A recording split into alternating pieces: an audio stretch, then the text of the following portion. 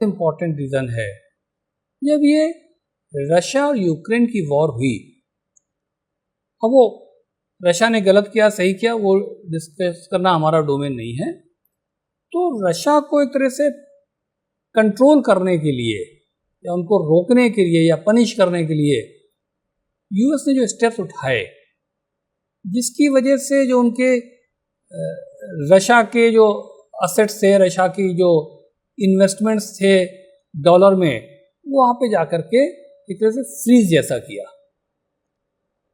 वो एक self goal जैसा हो गया यूएस के लिए।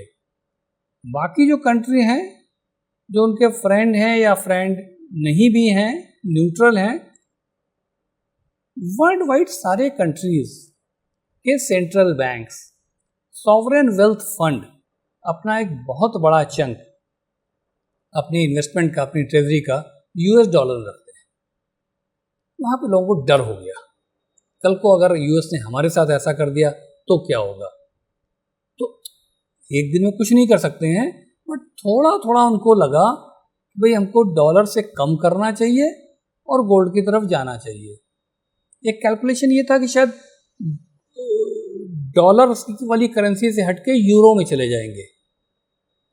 यूरो नंबर 2 पे हुआ करती थी, लेकिन लोगों को जो भी उनके अपने असेसमेंट हैं ट्रेजरीज के, और ये बात हो रही है गवर्नमेंट ऑफ इंडिया की तरफ देखो तो रिजर्व बैंक ऑफ इंडिया देखें, पोलैंड को देखें, स्विट्जरलैंड को देखें, सॉवरेन वेल्थ फंड देखें आप मिडिल ईस्ट वगैरह के, तो सबने क्या किया है कि डॉलर में थोड़ा इन्वेस्टमेंट कम किया और वो पैसा घूम गया गोल्ड की तरफ।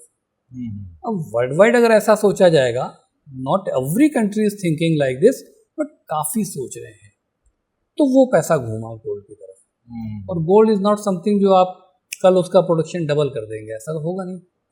तो लिमिटेड सप्लाई है, आगे बढ़ेगी भी तो लिमिटेड ही बढ़ेगी। उसने एकदम से स्पर्ट कर दिया, तो शॉर्टेज